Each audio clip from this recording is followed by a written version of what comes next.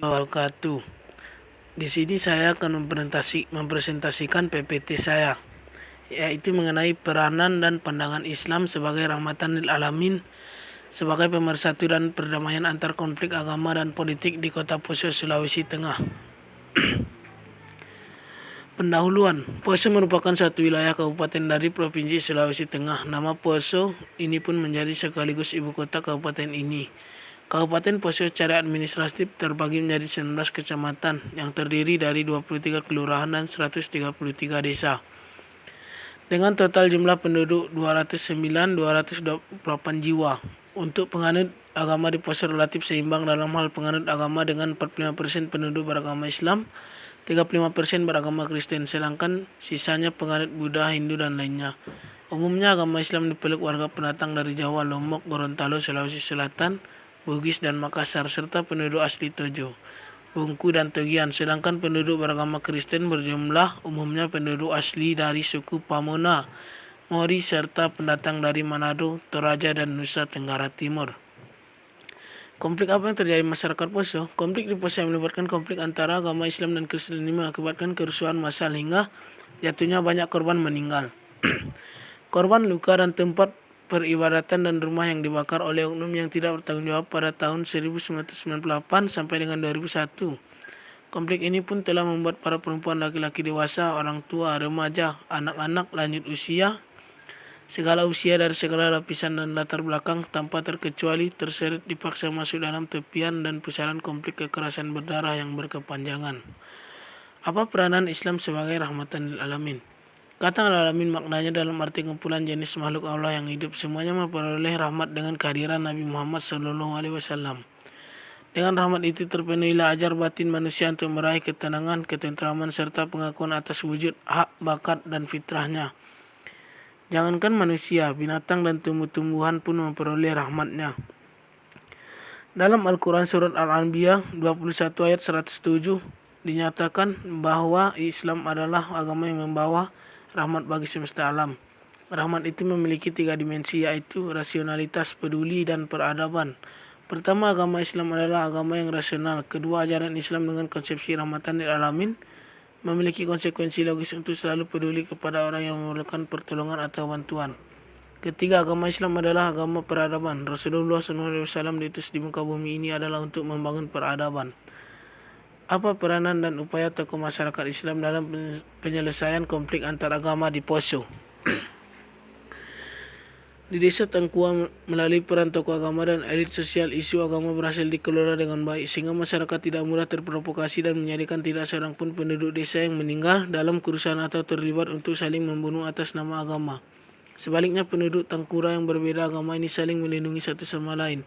Selain di Desa Tangkura, inisiatif bersifat mikro yang berusaha mencegah melebarnya konflik terjadi pula antara kepala desa dan tokoh agama, tokoh rondo yang Muslim dengan kepala desa Masani yang Kristen. Kesepakatan yang diperoleh dari kedua desa tersebut adalah jika terjadi penyerangan oleh kelompok tertentu yang datang dari manapun, maka kedua kelompok sepakat untuk bekerja sama dan mempertahankan wilayah.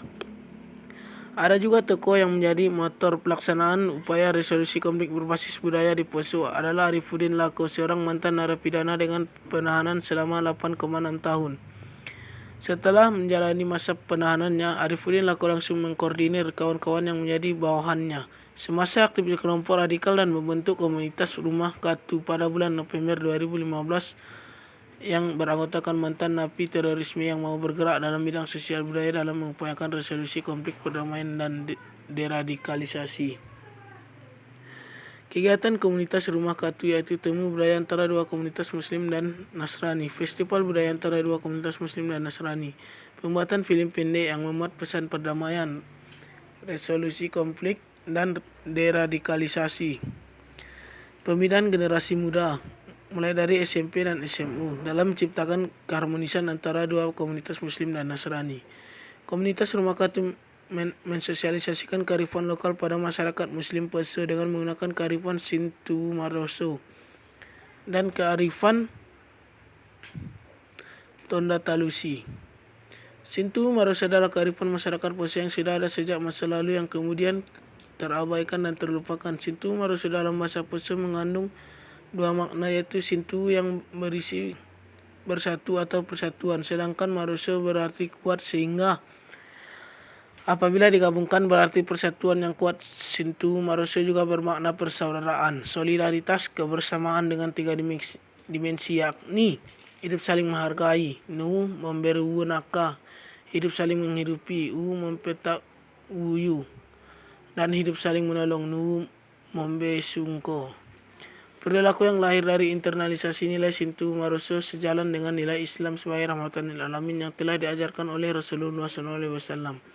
Keanekaragaman etnis dan agama menjadi terjembatani dalam proses interaksi dalam masyarakat, saling menghargai, menghormati menjadi perilaku yang terobjektifikasi dalam proses konstruksi sosial masyarakat Muslim Poso dan masyarakat agama lain.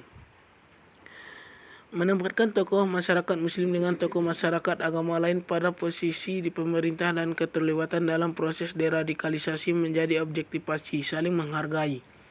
Pada awalnya pendekatan budaya selain mendapat penolakan dari kelompok radikal Muslim Poso sebab dianggap bertentangan dengan ajaran Islam, akan tetapi pemaknaan Sintu maruso pasca konflik menjadi sangat sesuai dengan ajaran Islam dalam upaya mewujudkan perdamaian.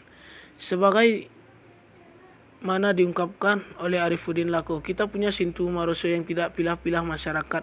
Pokoknya semua sama selama dia masyarakat Poso, hidup di Poso. Walaupun kita punya agama yang berbeda, tapi Sintu maruso melarang untuk saling mengganggu. Islam dengan budaya itu saling mendukung, menguatkan, tidak saling bertentangan karena konfliknya di Poso dari Islam dan Kristen. Kita cari yang bisa mempersatukan keduanya. Kesimpulan.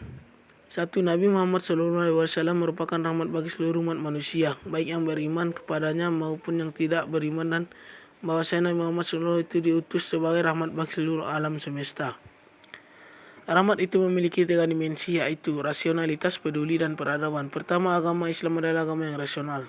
3. Konflik Poso sebenarnya adalah konflik realistik, yaitu perebutan kekuasaan politik antar elit politik lokal di Poso yang kemudian masa dilibatkan dengan identitas agama dan etnis dengan tujuan untuk memobilisasi massa dalam memperoleh kekuasaan.